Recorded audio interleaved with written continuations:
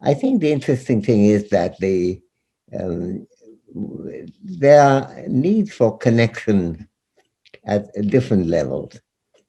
There is, first of all, the need for connection between countries, between Pakistan and India and Bangladesh and other countries too in the region.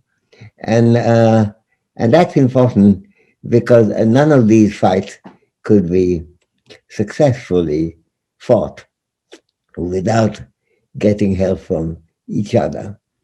Uh, the second thing, of course, within each country, there has to be um, a kind of contact and collaboration with each other and not the division.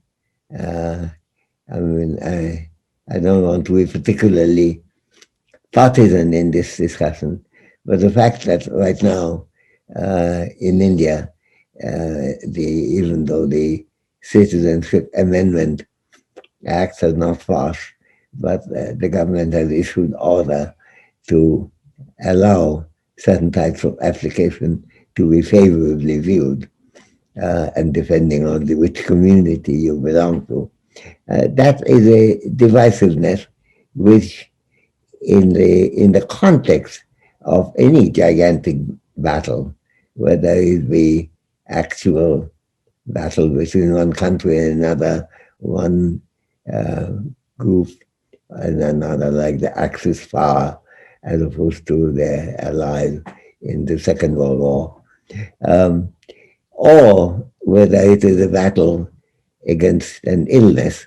Um, I think any of these divisions create a barrier which is in itself very bad. Now, it so happened that it's also the case that dividing people according to community is a terrible thing to do, something against which the leaders of the subcontinent have fought, whether be it Mahatma Gandhi or Rabindranath Tagore. Uh, but on top of that, in the context of the present illnesses, it has a bad effect because we need to help each other, whether providing medical knowledge or providing um, facilities that can go from one region to another. We need a, uh, a unity which is very far from the divisiveness that is often planted. And it's the job of citizens like us to protest very much against it. Now, I think there is a certain amount of confusion that comes in when one talks about distancing. Uh, and some people try to make a distinction between physical distancing and social distancing. Now, the distancing that's needed in the context of prevention of illness spreading, the virus moving from one person to another, that's of course physical distancing. Now, it may often take social form depending on which area you live in, which house in particular you have an abode in. If you do have an abode in a house, many people in South Asia don't. Um, so I think we have to think about how to separate people for the purpose of not spreading the illnesses.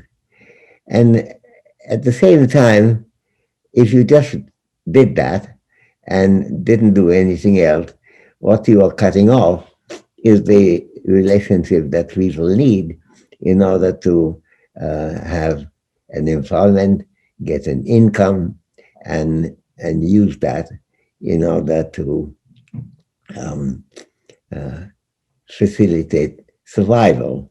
Uh, Not survival only from COVID, but survival from hunger and so on. These are very closely connected. Uh, I remember as a child, when I was 11 years old, I used to live in the city of Dhaka, now the capital of Bangladesh. I remember I was playing in the garden when suddenly somebody came in through the front gate who had been knifed. And it so happened to be a riot victim. Uh, also was a largely Hindu area, not entirely, but largely. And the person who came was a Muslim day laborer. And he was taken to hospital as quickly as possible by my father. Uh, but when he came in, he wanted some water, and I was trying to give him that, and his head was on my lap, and he was mentioning that his wife had told him not to go out in order to earn an income. On the other hand, he said he looked at his children who had not eaten anything. He said the only way to survive would be for me to earn an income. So he took the risk, came to the area, got knifed, and in fact, in the hospital, he died. Now, he was seeking contact, an economic contact that the job will give him and a salary would give him, and at the same time, not the kind of contact that put a knife through his body. Um, and what it really means, of course, is that the poorest people, the workers across the world, um, share a predicament which uh, from which they need to find some ability to move out, to get a job, to get an income, and so on. And what happened in the first round of the sudden um, um, lockdown that happened in India, and referring to that, but there's similar history elsewhere.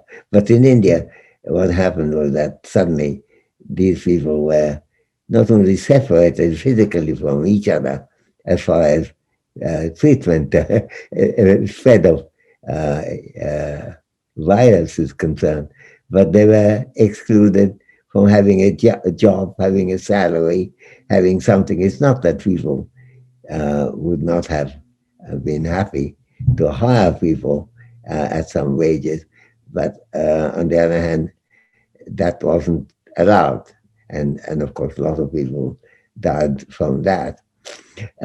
So I think what we have to think about is how to keep the non-distance, non-distancing, the closeness, the economic closeness, the social closeness, the medical closeness, which allows healthcare to move from one person to another, one family to another, to live, while the physical distancing happens. And a kind of gross approach, which simply says that, okay, in 4 hours' time, everyone is separate. Completely misunderstand what the nature of a human society is. And of course, many people paid a huge penalty for that, especially those who were far away from their own home, looking for work or doing work in Delhi or Bombay or Calcutta and so on. So I think we have to seek a system which allows us to rely on each other to continue our uh, contact and continue our working together, uh, and at the same time have the physical distancing removed. Can it be done? Yes, it depends. Well, that's one of the reasons why masks were used. The masks give you a protection, and then, of course, had the vaccines come up more quickly than it did in South Asia, there would have been protection coming from there. This oddity is that India is the largest producer of vaccines in the world, and yet it suffers tremendously from lack of vaccine opportunities. Its record is really terrible. So I think I must stop here because I'm very anxious to listen.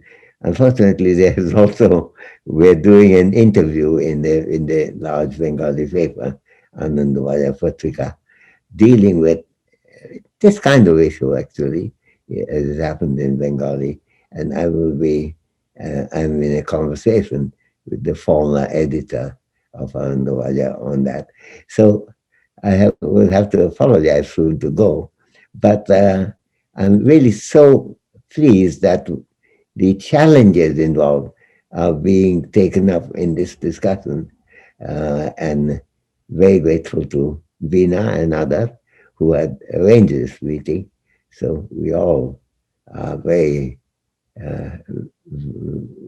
very beholden to those who are trying to establish a contact, a close contact between us, despite the need for physical distancing and the confusion about what is thought and what is not thought has to go. The confusion has been present to a great extent for reasons about which some of us have been complaining for decades, namely lack of healthcare, elementary healthcare, which is a very simple way of linking people with each other and getting the benefit of medical facilities across.